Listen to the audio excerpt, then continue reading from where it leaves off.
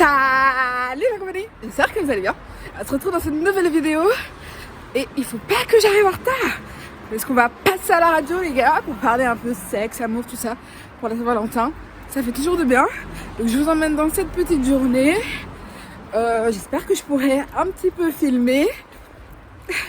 On verra ce que ça va donner. Voilà, on y est. Ça a bientôt commencé. Donc, c'est à 45, il est 36. Je vous laisse faire le calcul. Quart d'heure académique.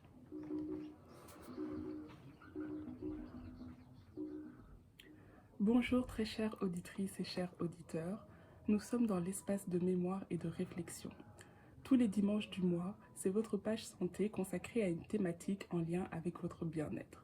Cette chronique consiste à parler de santé tout en faisant un lien avec notre passé, notre présent et notre devenir en tant qu'afrodescendants et africains.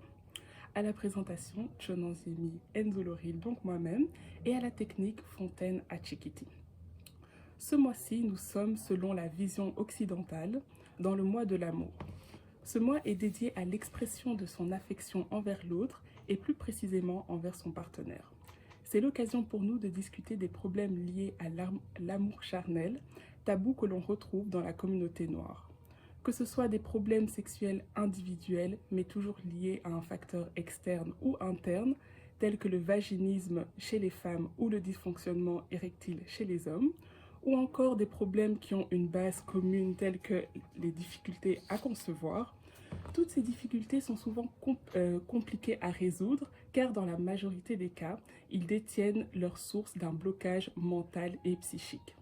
Et que le fait d'aller consulter pour un problème mental n'est pas forcément automatique dans notre communauté. Bonjour Céline. Bonjour Laurel. Donc ma première question c'est, pouvez-vous nous expliquer quel est le rôle d'un sexologue? Donc le rôle d'un sexologue, c'est un peu dans la même lignée qu'un psychologue, mais on va plus se centrer sur la santé sexuelle. Et donc la santé sexuelle, c'est vrai que direct quand on pense à sexologue, on pense au sexe, alors qu'en réalité c'est très très large.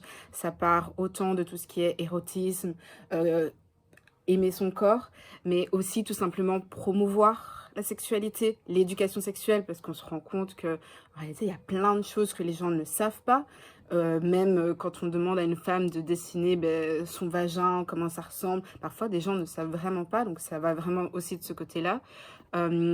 Et tout simplement quand il y a une demande d'aide, quand la personne est en plainte, parce que parfois on se rend compte que les gens ne savent pas réellement ce que c'est la normalité.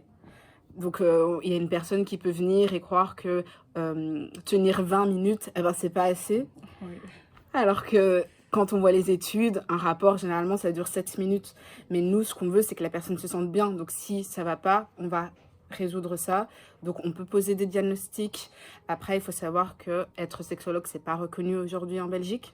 Ok, ça je savais pas par contre. Et voilà. Donc, en réalité, tout le monde peut se dire sexologue, même s'il y a des masters, des certificats. Donc, il y a de quoi être informé, bien évidemment, et de se former, parce que être sexologue, c'est être un professionnel de la santé. Okay. Mais vu que c'est pas reconnu, voilà, regardez bien chez qui vous allez. Okay. Selon vous, est-ce qu'il y a beaucoup de personnes ou de couples noirs qui viennent consulter pour ce genre de problème? Mais déjà, venir consulter, c'est un grand pas. Et comme tu l'as dit au tout début, c'est vrai que dans notre communauté, tout simplement venir consulter, on se dit pourquoi. Et c'est pas quelque chose de commun. En réalité, je pense qu'il ne faut pas attendre que ça aille mal pour venir consulter. Au contraire, il faudrait que ça soit plus dans une routine comme aller chez le médecin. Et ça manque dans notre communauté. Je ne pense pas qu'on fasse partie des personnes qui vont consulter le plus souvent, en tout cas un sexologue. Et quand vous dites que donc du coup il faudrait consulter même avant d'avoir un problème, ça veut dire qu'est-ce qu'on devrait venir faire pour la première consultation chez un sexologue? Mais déjà la première consultation, ça sera jamais on va régler ton problème, parce qu'on ne se connaît pas. Donc il faut apprendre à connaître son patient.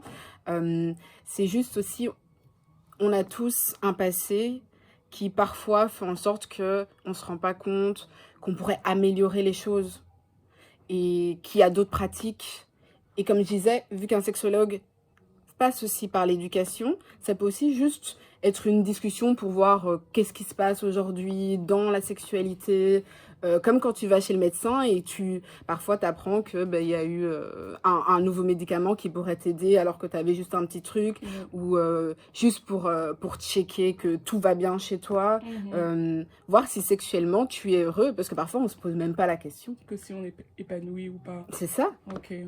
Ok, je vois un peu. Donc, c'est vraiment dans une optique de prévention. Exactement. Et d'apprendre aussi à se dire que est-ce que j'aime ce que je fais, est-ce que je me sens bien dans ce que je fais, etc.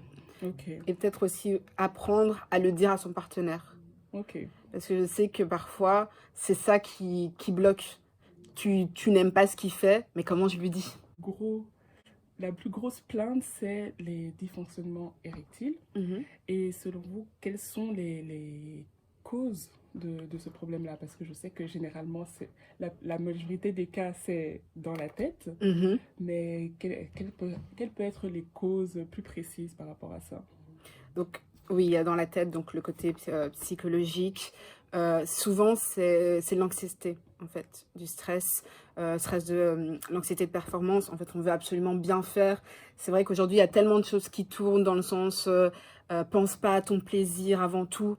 Il faut aussi que la femme puisse avoir un orgasme et du coup, ça met une pression en plus sur l'homme qui parfois n'est pas présente, mais lui-même se la met et ça va faire en sorte qu'il va pas réussir à avoir une érection parfois ou à tenir assez longtemps. Sinon, il faut aussi voir, bien sûr, le côté mécanique. Parfois, c'est tout simplement qu'il y a un souci à ce niveau-là. Donc, par exemple, si on n'a pas d'érection quand on se lève le matin, là, c'est déjà un signe qu'il faudrait peut-être aller voir consulter. Et justement, en tant que sexologue, c'est très, très important de ne pas travailler seul, en fait. Il faut avoir des contacts, pouvoir dire à son patient, si vous avez ça, vous devriez aller voir cette personne. Donc, c'est vraiment, il faut se faire un réseau. Ok, donc vous travaillez en désolée pour le mot. Donc vous travaillez en groupe, donc avec les médecins, psychologues, est-ce qu'il y a d'autres personnes avec qui vous travaillez? Les kinés aussi, c'est important. Et pourquoi c'est important? Il y a déjà plein de styles différents de kiné, mais pour les mouvements, parce que parfois c'est aussi, on se place pas correctement. Et donc, eux, ils peuvent aider à ce niveau-là, pour tout ce qui est douleur, pour tout ce qui est périnée. Il y a des kinés spécialisés dans ça. Donc, oui, c'est très important. Ok, donc médecin, psychologue, sexologue, kiné, et c'est tout? Est-ce qu'il y a encore d'autres personnes avec qui vous vous associez pour un meilleur travail? Je pense que plus t'en as, mieux c'est. Je sais qu'il y a aussi tout ce qui est hypnose aussi. Parfois, il y a des sexologues qui font cette pratique aussi. Il faudrait aussi, bien évidemment, avoir un psychologue dans ton réseau. Parce que il y a une partie... Enfin, moi, je suis psychologue, donc c'est différent, mais il y a des personnes qui sont vraiment sexologues, ils n'ont pas le côté psychologue derrière. Et donc, il y a certaines problématiques qu'ils ne pourront pas traiter. Et il faut être honnête avec soi-même. Je pense que c'est aussi important de savoir qu'à partir de ce moment-là, je ne suis pas capable de t'aider. Et quelles sont, par exemple, les solutions que vous pouvez émettre pour essayer d'enlever les tabous qu'on retrouve dans notre communauté? Les solutions. Déjà commencer par enlever ce tabou de, on va le dire, il n'y a que les blancs qui vont me consulter. Il faudrait déjà enlever ça parce que moi, je l'ai beaucoup entendu que c'est vraiment pas quelque chose qu'on fait chez nous. Donc, je pense qu'il faudrait réussir à mettre ça vraiment comme quelque chose de banal, en fait. Après, il y a aussi le tabou de...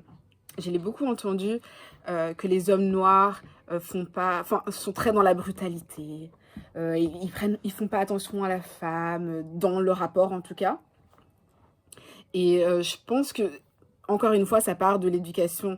Parce qu'en réalité, on peut prendre autant de plaisir comme ça qu'en étant plus sensuel, qu'en faisant un mélange.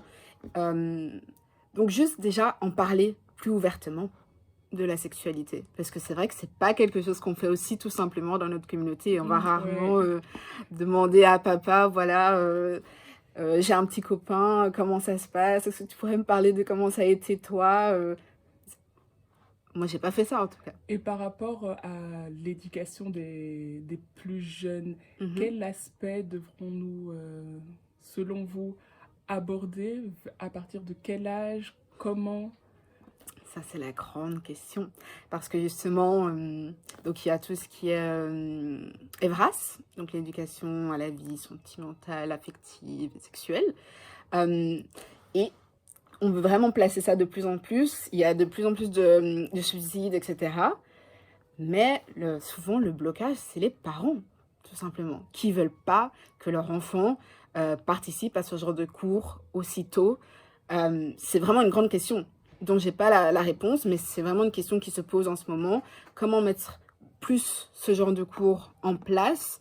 À quel âge? Personnellement, je pense, oui, peut-être au niveau de la puberté, parce que c'est aussi le moment où on se pose le plus de questions.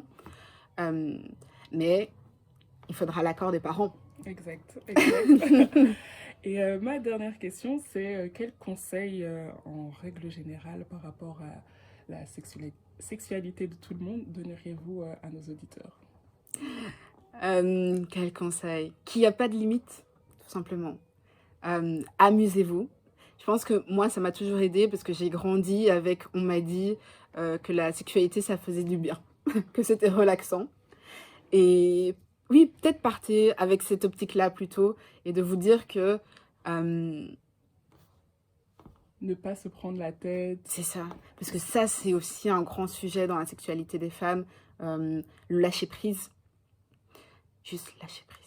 Ok, ok, en tout cas, merci beaucoup, Célie, pour ton intervention. Merci Et à toi.